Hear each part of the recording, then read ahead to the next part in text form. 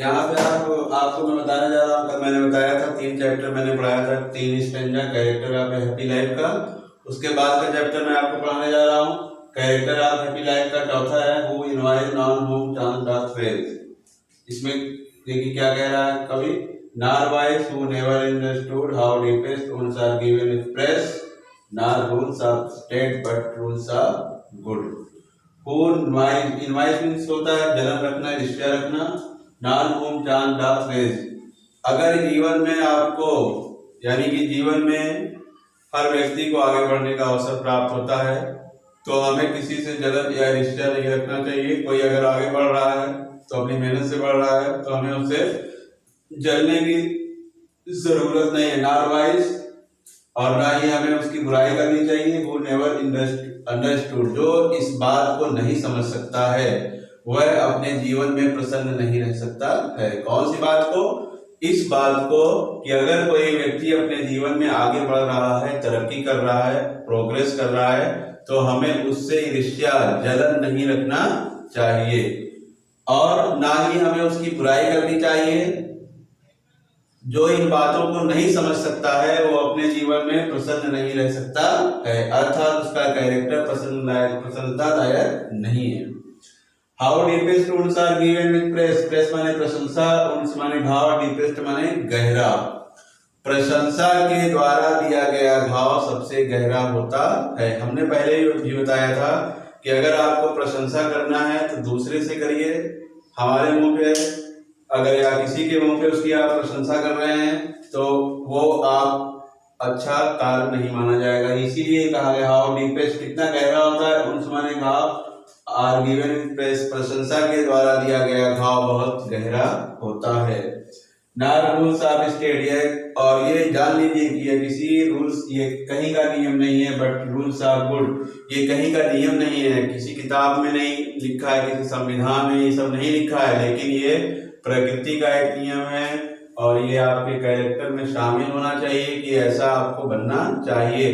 अगर आपको प्रशंसा करना है तो दूसरे से करिए, बुराई करनी है तो जिसकी बुराई है उसके मुंह पर उससे कहिए, तब वह जो है वह अपनी बुराई को दूर कर पाएगा और उसकी प्रशंसा दूर दूर तक फैल जाएगी।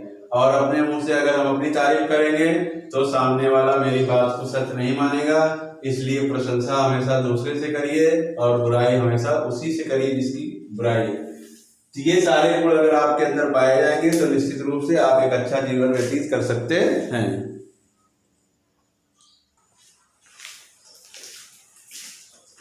इसके बाद आप देखिए this man is free from survival bands. This man is free from survival band, सांसारिक बंधनों से। आप होप टू राइज और फियर टू फॉल, फियर माने डर, फॉल माने गिरना, राइज माने उठना, लॉर्ड माने मालिक, हिमसेल्फ, तो नॉट ऑफ लैंड्स माने भूमि, जमीन, जायदाद, एंड हैविंग नथिंग ही है ऑल। ये लास्ट स्टेंजा आपका है और इसमें आप देखिए कवि क्या कह रहा है, कवि क्या गुण सिखा रहा है कि कौन से कैरेक्टर आपके जीवन में शामिल हो जाए कि आपका जीवन प्रसन्नता से भर जाए। This man is from survival band, जो व्यक्ति सांसारिक बंधनों की परवाह नहीं करता उनसे मुक्त होता है। आप होप टू राइज, जिसे न बहुत आकाश की ऊंचाई तक उठने की आशा रखता है, और फियर टू फॉल, ना ही वह कभी गिरने से यानी दुख और मुसीबत आने से वो घबराता है। अर्थात जिसे न बहुत ये अभिलाषा हो कि मैं बहुत आकाश की ऊंचाई तक पहुंच जाऊं या कभी मैं गिर जाऊं तो उससे वो डरता न हो। लॉर्ड ऑफ हिमसेल्फ, वह अपने मन का स्वामी होता है। तो नॉट ऑफ लैंड, यद्यपि उसके पास जमीन जायदाद प्रॉपर्टी नहीं होती फिर भी वो अपने मन का स्वामी मालिक होता है। And having nothing he hath all, अर्थात उसके पास कुछ भी न होते हुए भी सब कुछ होता है। एंड हैविंग नथिंग यानी उसके पास कुछ भी न होते हुए भी ही हैथ ऑल, उसके पास सब कुछ होता है क्योंकि उसके पास ही has content, fruit of content, यानी कि उसके पास संतोष का फल होता है।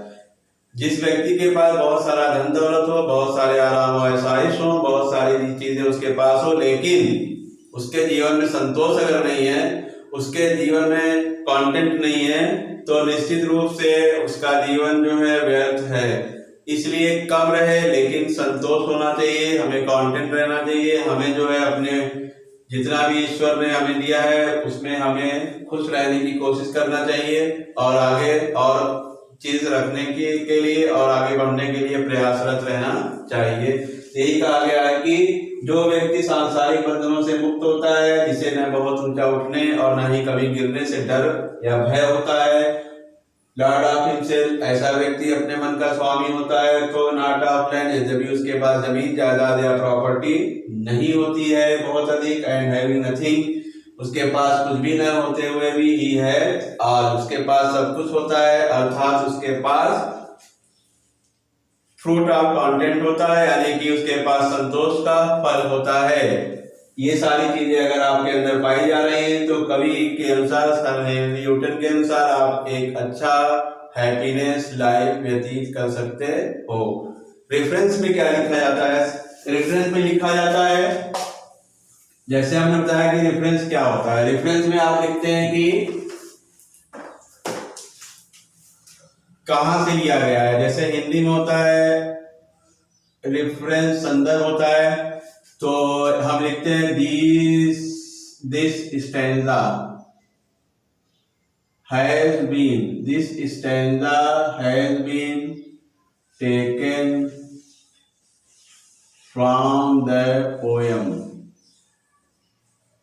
यहां पे पोएम का नाम लिखेंगे और उसके बाद लिखेंगे कंपोज्ड बाई, और यहाँ पे राइटर का नाम यानी कि लेखक, कवि का नाम। ये रेफरेंस होता है this stanza has been taken from the poem. Poem का नाम लिखेंगे the character of a happy life, composed by sir Henry Newton.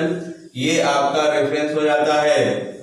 और अगर इसमें स्टैंजा आप नहीं लिखेंगे, अगर लाइन लिखेंगे तो हैव बीन यहाँ लिखेंगे। हैज बीन हमने लिखा है ना, तो हैव बीन हो जाएगा। यही अंतर आ जाएगा। पोएट्री का ऐसे लिखा जाएगा, प्रोज का जो है यहाँ पे कंपोज जहाँ है यहाँ पे रिटेन हो जाएगा। कॉन्टेक्स्ट में आप लिखते हैं कि जो शॉर्टकट में 4 लाइन का स्टैंजा है तो उसमें क्या कहा गया उसका निचोड़ यहाँ पे लिखते हैं। और एक्सप्लेनेशन में आप पूरे स्टैंजे का इंग्लिश में ट्रांसलेट करते हैं, यानी अर्थात उसका अर्थ निकालने के बाद 4 लाइन का अर्थ आपने निकाल लिया और उसके बाद उसको इंग्लिश में ट्रांसलेट कर दीजिए 3rd पर्सन के प्रोनाउन के साथ। ये आपका कंप्लीट हो जाता है। बहुत इजी है, बहुत ज्यादा आपको कुछ करना नहीं है। ये आपका पहला चैप्टर हो गया है, character of a happy life. इसमें आप वर्ड मीनिंग याद कर लीजिए और रेफरेंस, कॉन्टेक्स्ट, एक्सप्लेनेशन आप आराम से कर सकते हैं। इसके बाद में दूसरा चैप्टर आपका है द ट्रू ब्यूटी, उसको मैं कल पढ़ाऊंगा और ये वीडियो मैं जो डालूंगा ये आपको 12 बजे, यानी कि 12 बजे मैं वीडियो 12 और 11 के बीच में मैं डालता हूँ। आप लोग जो है इसको देखते रहिए। आपके जितने भी पोएट्री के चैप्टर्स हैं वो बारी बारी से ऐसे खत्म हो जाएंगे। और हमारे YouTube चैनल पे अगर आपको सर्च करना है तो आप जौहर वहीद अंसारी का डालेंगे या जौहर सर की क्लासेस, जौहर सर के साथ, ये भी डाल देंगे जौहर सर की क्लासेस, तब भी आपको मिल जाएगा।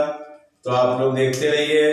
और जहां तक मामला है सब्सक्राइब का और लाइक का, ये आपके ऊपर डिपेंड करता है। अगर आपको अच्छा लगे तो करिएगा, नहीं अच्छा लगे तब कोई जरूरी नहीं कि आप उसको करिए। लाइक और सब्सक्राइब ये आपके ऊपर, ये आपका अपना अधिकार है, उसमें मैं कोई भी इंटरफेयर या कोई भी प्रेस नहीं कर सकता हूँ।